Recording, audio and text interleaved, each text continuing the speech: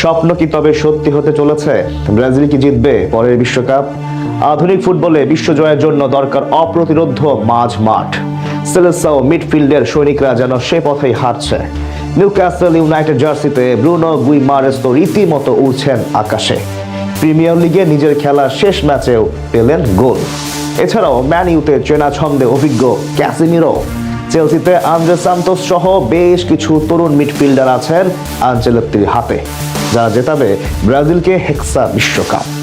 5 বারে বিশ্ব চ্যাম্পিয়নদের অপ্রতিরোধ্য মাঠ গড়ে ওঠা নিয়ে বাকিটা থাকছে রিপোর্টে। চীন নাকি ইংল্যান্ড, ফুটবলের জনক কারা তা নিয়ে তর্ক বিতর্ক আছে, থাকবে। তবে ফুটবলকে সৌন্দর্য দান করেছে ব্রাজিল। সাম্বার তালে প্রতিটি ফুটবল পিপাসুদের সেলেসাওরা দিয়েছে পরম শান্তি। এ কথার বিরোধিতা করার বিন্দুমাত্র সুযোগ নেই।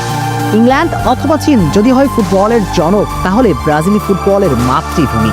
মা যেমন সন্তানকে পরিপূর্ণতা দান করে, সেলেসাওরাও ঠিক একইভাবেই ফুটবলকে দিয়েছে সেই পূর্ণতা।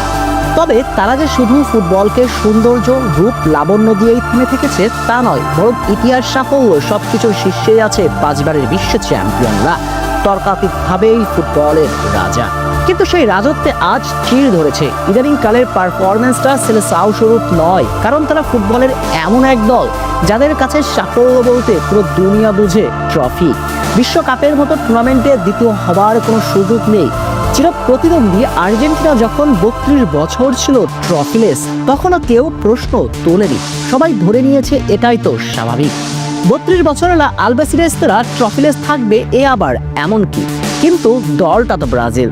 24 বছর শিরোপা খরা থাকতেই চারদিকে উঠেছে প্রশ্ন, ব্রাজিল আর্জেন্টিনার পার্থক্য কি তবে এখানেই?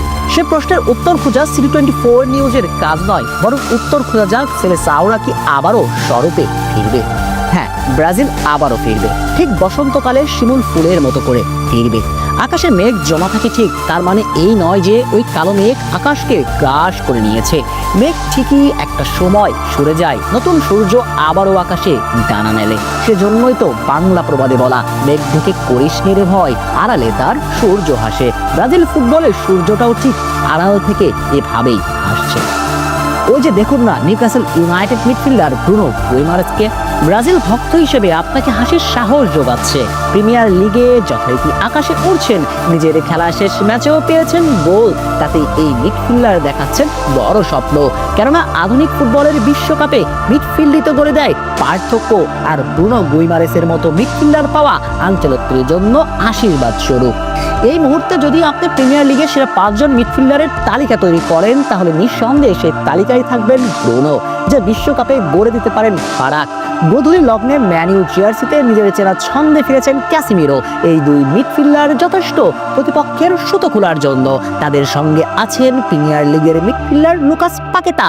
আর্সেনালে গ্রাভিয়েল মার্টিনেল্লিও উড়ছেন আকাশে। যদিও মার্টিনেল্লি প্রথাগত উইঙ্গার, তবে আনচেলত্তির 4-4-2 ফরমেশনে মার্টিনেল্লি আছেন লেফট মিডফিল্ডার হিসেবে বিবেচনাতে। এই ফরমেশনে তরুণ এস্তেভাও উলিয়ান রাইট মিডফিল্ডার হিসেবেই বিবেচনাতে থাকবেন আনচেলত্তির। সব মিলিয়ে সেলেসাওদের আগামী বিশ্বকাপের মধ্যমাঠ দেখাচ্ছে নতুন স্বপ্ন।